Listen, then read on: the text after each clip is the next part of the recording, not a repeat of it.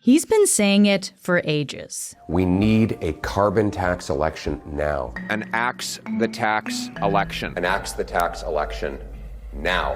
Why don't we just end the debate and let Canadians decide and have a carbon tax election? Up until a few weeks ago, Conservative leader Pierre Poilievre has been framing this as a carbon tax election.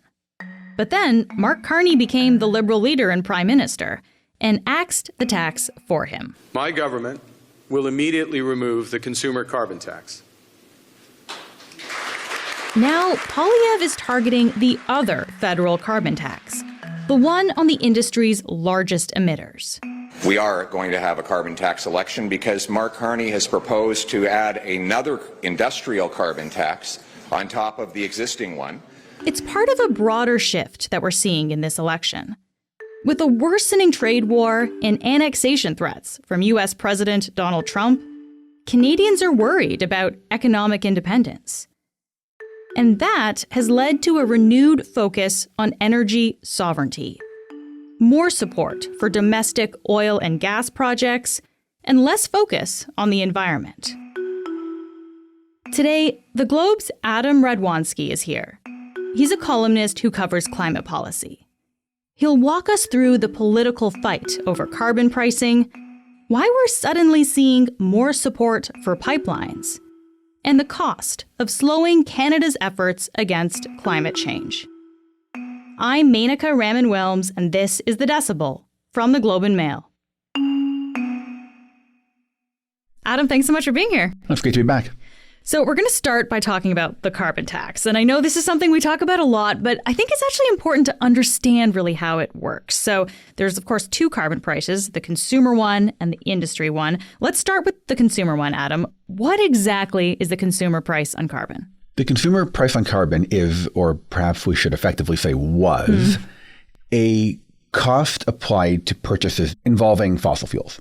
So gasoline, home heating, those kinds of things. So it was, at last check in 2024, $80 per ton of greenhouse gas emissions, which meant that if you were paying at the pump, it would have been a little over 14 cents a liter of gas. Okay, so we as consumers were paying it up front when we buy something like gas, but then we were also getting checks back from the government to make up for that money, right? Can you explain how that was working? Yes, this is where things get confusing or more confusing. Taxpayers were getting, in most provinces, except where there was a separate provincial system, quarterly payments from the federal government, usually direct deposited by the end. And those were not tied exactly to how much you had paid in carbon taxes. It was just an amount per person rebated quarterly. Okay. The concept behind it is that you're creating an incentive to reduce your carbon footprint.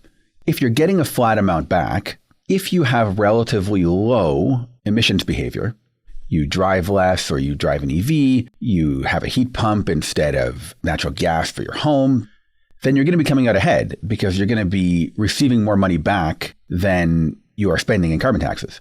Whereas if you are affluent family with a big house and a couple of cars and all kinds of electronic devices in your home and et cetera, then you're paying more than you're getting back. And you're essentially subsidizing lower cost of living for everybody else. Okay. By all measures, credible measures, more people were coming out ahead than behind. And I guess the last thing that we should talk about when it comes to the structure of how the consumer carbon price worked in Canada was that it was set to increase every year, right? So this was like an incremental, gradual increase of how much we would pay. It was going up steadily by $15 per ton. You know, it was a little over 14 cents a liter for gas that people were paying. It was supposed to go up. Had it gone up, it would have been more like 18 cents a liter. So as we've already alluded to here, Adam, we no longer will have the consumer price on carbon here in Canada. I guess I wonder when public opinion on this started to really shift. Like what happened here for so many people to seem to turn against it? Everything was getting more expensive. The carbon price was a very minimal contributor to that. There's research showing it was a tiny portion of inflation. But it was something that if you were running against it, you could point to it as this is making life more expensive. And this is something the government is doing that's contributing to inflation.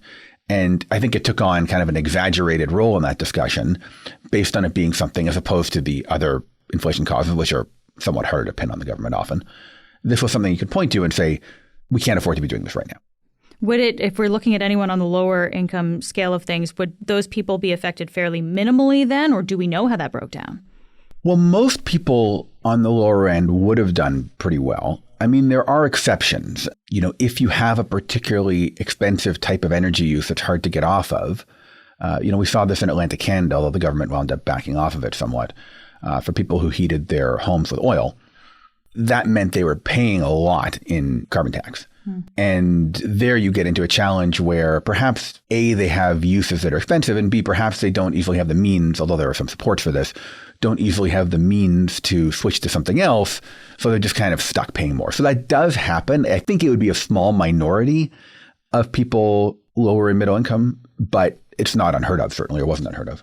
That caused a bit of an uproar at the time. I wonder how much that had to do with, how Poilievre kind of grabbed onto that. I mean, you can kind of understand the logic. If you're being really generous to the Liberals on this, you could say this just was a case where it wasn't easy for people to switch away quickly, and it was just dramatically increasing their costs. On the other hand, if the whole point of the system is to incentivize behavior, then if you backtrack when you get to the point where people need to change their behavior, it makes you wonder what the point is. But in a more political sense, the issue was, okay, so they're doing this for Atlantic Canada because they're worried about their seats there.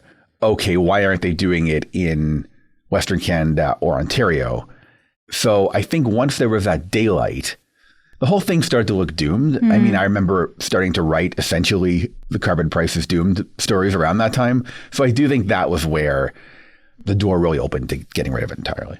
I also wonder about, I guess, how the government was communicating all of this to people, because, you and I are sitting here talking about how this works, even though it's been around in Canada for a number of years. Was that part of the issue that, did people understand, I guess, how this all happened?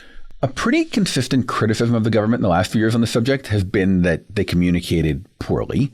Having said that, I think this was a very hard system to explain in a successful way for a government. And the reason for that is because it is kind of counterintuitive. I mean, this whole business about how you pay tax, but the government is returning it and you're actually coming out ahead, that's not how we normally think of taxes. I think there's skepticism of governments in general, and a belief that if the government's collecting money, they're probably coming out ahead in some way from this, or a disbelief that was pretty easy for opposition politicians to tap into. And, a challenge here is that you can explain opposition to it, whether it's fair or correct or not, in one sentence, right? You can just say, this is making life more expensive. After this forthcoming hike, the average Alberta family will pay $1,100 more in carbon taxes than he gives back in his phony checks. Trying to explain why it's actually great takes probably a paragraph at best. The finance ministry analyzed, turns out that for an average income quintile group, the average household of 2.5 Canadians, average net benefit per household in Alberta, $723 a year. So it's not an easy debate to win if it gets heated. And while this system was beloved by economists and policy wonks, it may just not have been a politically viable way of doing this. How effective was it actually in reducing emissions? It did have some impact. There was research and modeling that was done by the Canadian Climate Institute that showed it accounting for somewhere between 8 to 14% of all of Canada's projected emissions reductions by 2030. Okay. So that's not insignificant. But for context, the industrial carbon price, which that same study found to be the most effective of all of the policies in place, had about 3 times that projected impact. Okay, so the industrial carbon price, much bigger impact, 3 times the impact that the consumer price would have. Roughly, yes. That was the view of that modeling. And frankly, what I'd heard just from people who've worked in this policy space consistently was everybody knows the industrial price is actually the more effective one.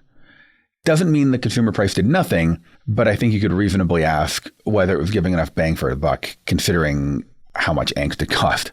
All right, so Adam, let's actually talk more about the industrial price on carbon then, because I think this is much less known. This is kind of the business end of the carbon pricing system. How does that work?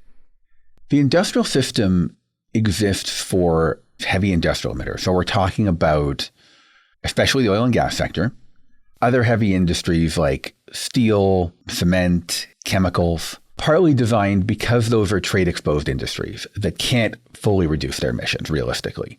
So it doesn't really price all of their emissions. It prices some of their emissions, but also has sort of a trading system within where they can generate carbon credits that they can then sell to one another if they manage to get their emissions down below a certain level. So essentially, like, there's a kind of a limit to what you could pollute to, and if you go over that limit, you have to pay a bit more, or you could buy credits from another company that doesn't pollute as much? Yes. So the idea is there'll be a set price on emissions above a certain level, and that keeps getting more stringent, so you keep having less and less room over the years to emit, is the theory.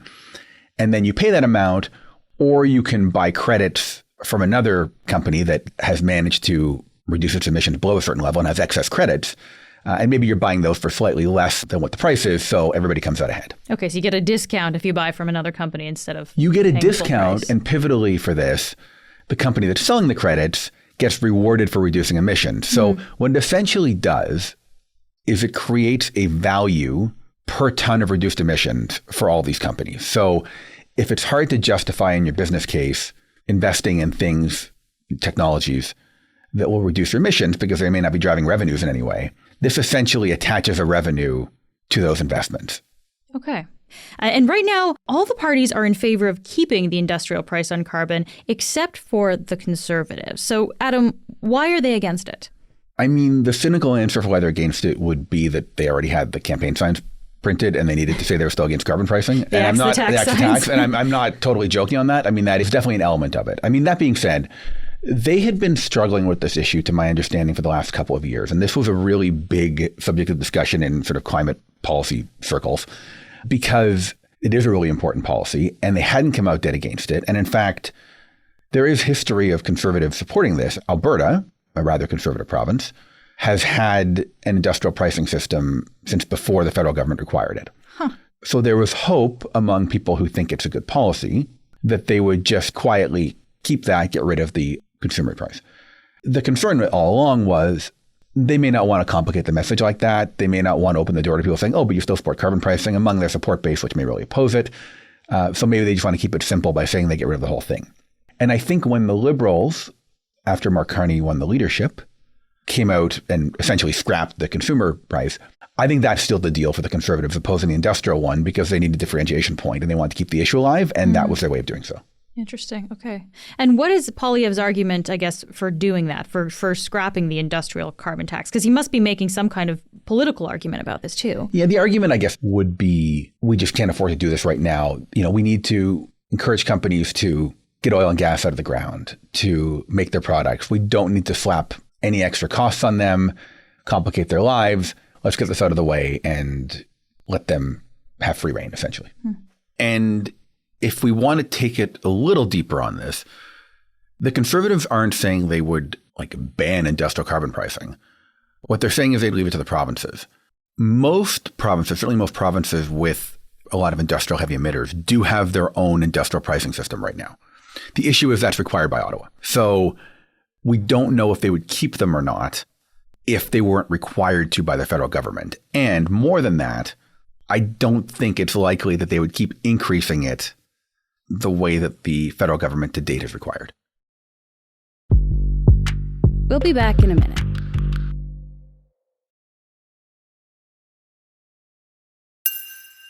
Okay, so Adam, we've talked about the carbon price, but another part of energy policy that we're hearing about in this election is pipelines. There seems to be kind of a resurgence of this related to the idea of economic security. Of course, we're thinking about this more because of Trump's threats. So, Adam, how much support is there for pipelines? A lot more than there was a few months ago is the short answer. I mean, we just saw a Nanos poll that showed 75% of respondents in Canada either supporting or somewhat supporting the idea of a pipeline east-west from Alberta to eastern Canada for oil, which is certainly quite high. So the tides have definitely shifted on this front. Yeah, it feels like something we haven't really talked about in the last few years, and all of a sudden it's kind of front of mind again. It's very front of mind again. I mean, some people have talked about it. Certainly, you know, conservatives and Western politicians, and to some extent the oil and gas industry have talked about it. More, though, in the sense of sort of lamenting that we haven't done it, than that much of a push to do more of them. Now this idea is alive again, and it's true. I mean, the Energy East proposed pipeline, which would take oil from Alberta to Atlantic Canada, that died in 2017. So it's been a long time since this has been a serious prospect. I'm still not convinced that particular one is a serious prospect, but certainly there's a lot more talk right now of getting oil and gas to other parts of Canada and to overseas markets than there was for the last 5 to 10 years. Yeah. Okay, so you mentioned the Energy East pipeline. How feasible would building a pipeline like that actually be? I'm not convinced about the feasibility of the Energy East pipeline for a variety of reasons, one of which is that there's currently nobody proposing to build it. Like no company? There's no company proposing. So, I mean, at the time, it was TransCanada, TC. Nobody else has stepped up. The economics are tricky. The permitting is tricky. There is obviously the issue still, which there was then, of where it passes through. If you're going from Alberta to Atlantic Canada, you would need to go through Quebec, obviously. Through Quebec, the government there and the population there seem to be quite opposed to previously. There's more openness now, but it will still be very controversial. You would need to go through many different First Nations, which is also a major sticking point. I think there's also a question on the economic case of that particular one. If it's going to take a long time to build, by the 2040s, are we seeing significant declines in oil demand? Possibly in Europe, where some of this would be aimed at going. So I think it's a tricky case to make, given uncertainties around approvals and timelines and the lack of anybody offering to build it.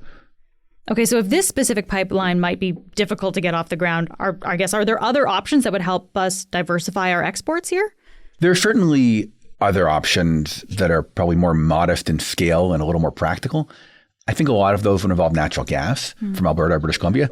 We've seen expansion of that already with the LNG Canada terminal that's been essentially completed.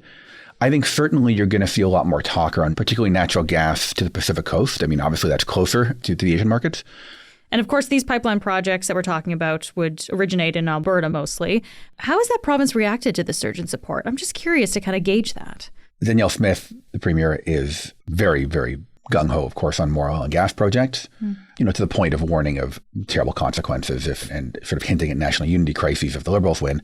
The Conservatives are certainly more inclined toward deregulation and backing any and all oil and gas projects. So I think there's a high degree of enthusiasm for what's happening coming out of Alberta. You touched on something very briefly there, but this idea of deregulation, of in order to get these things done, to actually maybe having to change some of those regulations in order to fast track these projects. Can we talk a little bit about that? Like if we look at Carney and Poilievre, is there anything that stands out in what they're saying about that? Yeah, I mean, there's something approaching a consensus between the federal parties in terms of the need to get approvals done faster. And I don't really know anybody who's worked around government who doesn't think that we need to do these things faster. Not just for oil and gas. I mean, for infrastructure, for mining, approvals take forever. So, for instance, we've got the Conservatives talking about getting rid of the Impact Assessment Act, which is the federal environmental assessment legislation for major projects that the Liberals brought in. And it's been widely criticized by people in Western Canada and around the oil and gas industry for having too much political discretion and tilting things too far against oil and gas.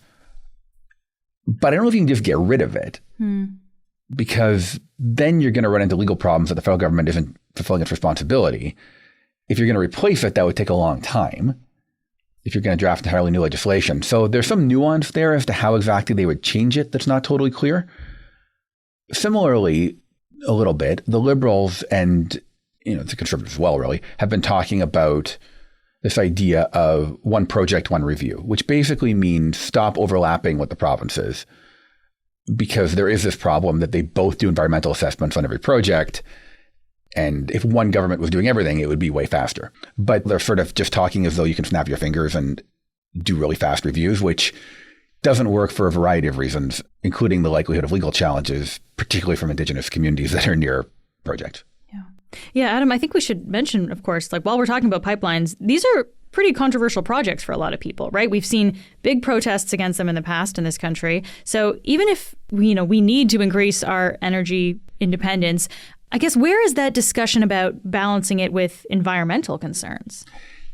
We're at a point where, our national, at least economic sovereignty is in question.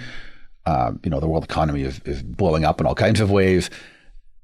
it's understandable that longer term climate concerns are not, or other environmental concerns are not as top of mind as how do we keep our economy working. And this is one way to do that. So that's understandable.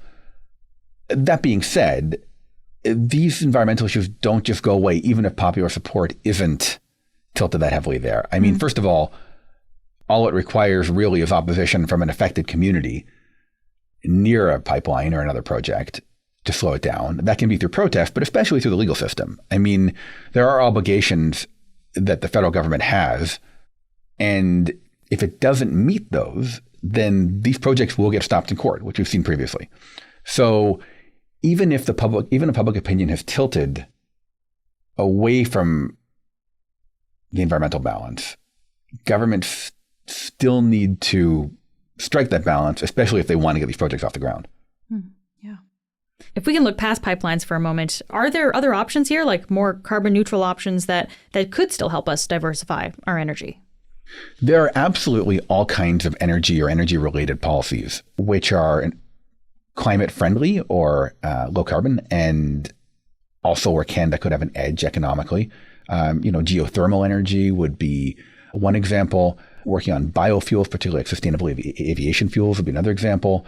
And of course, you also have to probably include here, as we're in the midst of a transition, particularly to electric vehicles, there are all kinds of opportunities in the battery supply chain. And that includes mining, it includes processing, it includes battery components and battery making. So that's another area where, given our natural resources, plus the manufacturing sector that can accommodate that whole industry as well is certainly there. So I certainly would say it would be, in my view, unwise to give up altogether on other forms of energy that are likely to become in greater demand through the energy transition, even if we are saying right now that we can't overlook the current demand for oil and gas.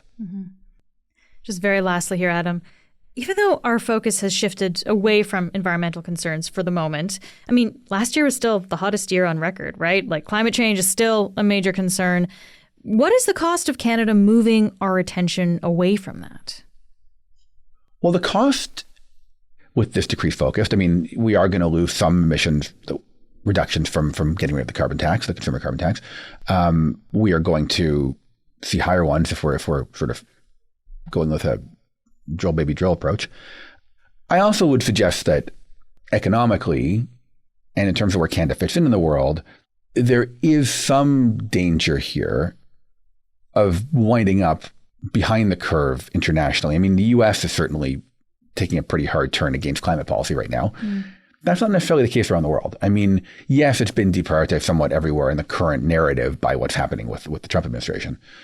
But Europe is still pushing pretty hard toward decarbonization. Many Asian countries are. You don't necessarily want to be on an island with the US as countries that have ceased to care about this and are not investing in new, cleaner forms of energy and technologies and are sticking with the old. Eventually that could catch up with you in terms of your economic standing as well. Adam, thank you so much for taking the time to be here. Thank you.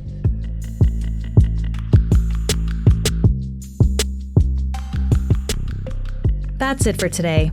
I'm Menaka Raman-Wilms. Our associate producer is Aja Sauder. Our producers are Madeline White, Michal Stein, and Ali Graham. David Crosby edits the show. Adrian Chung is our senior producer, and Matt Frainer is our managing editor. Thanks so much for listening, and I'll talk to you tomorrow.